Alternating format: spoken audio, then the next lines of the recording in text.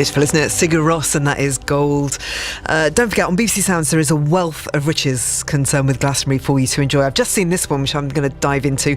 Writer Russell T Davies, an all-round genius, shares his favourite tracks by Sunday's headliner Sir Elton John. That's going to be great. OJ Borg as well, playing his favourite one-hit wonders who have performed at Worthy Farm. Take care of yourself. See you tomorrow night with a Thursday theme, a camping special. Stand by for Mark. This is Radio 2 on BBC Sounds and on your smart speaker. Play BBC Radio 2.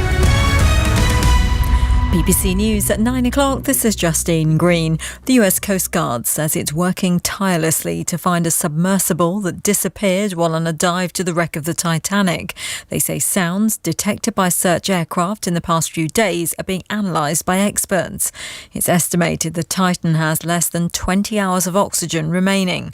Sean Lead, who co-founded the company that owns the submersible's mothership, says his team are doing all they can. These are extremely professional and experienced crews. This is an unprecedented situation, but I can assure you that they're handling their responsibilities very professionally and fully focused on trying to find the submersible and bring those people back safely. The equipment that is on site and coming to site is the most capable in the world, and some of that equipment is certainly capable of reaching those depths.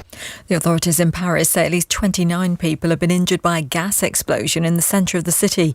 4 of them are in a critical condition. One building on the Rue Saint-Jacques in Paris's Latin Quarter has partially collapsed.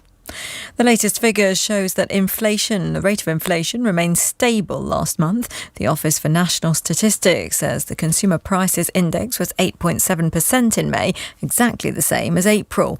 That's raised the prospect of the Bank of England raising interest rates tomorrow. Alfie Sterling, who's from the Joseph Rowntree Foundation, says that could have serious consequences. Raising interest rates doesn't take away the economic pain. It merely moves it around. It takes some of it away from price increases and pushes it onto people with debt. It pushes onto, in the end, all of us. But the UK has had some of the weakest recovery in the G7. And the danger, if you overdo it on interest rates, is you create permanent, or at least far longer lasting, economic scarring.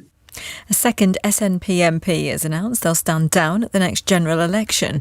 Peter Grant has represented Glenrothes and Central 5 since 2015. Earlier this month, the party's former leader in Westminster, Ian Blackford, said he wouldn't put himself forward again. The UK says that all NATO allies are ready to fast-track Ukraine's application to join the Western Military Alliance. A gathering of leaders in London also pledged to provide Kyiv with billions of pounds of support to rebuild its war-ravaged economy. The Foreign Secretary James Cleverly told the conference that Ukraine shouldn't have to complete a lengthy formal application to accede to NATO. The UK's position would be very, very supportive if we moved on from the membership action plan. The Ukrainians have demonstrated their commitment to reform, the military reform required for NATO membership through their actions on the battlefield, and I think all NATO allies recognise that. The US government is suing Amazon because it says the company's tricking its customers into automatically renewing their Prime subscriptions.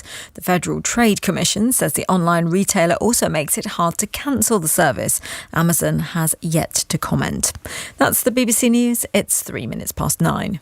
Radio 2.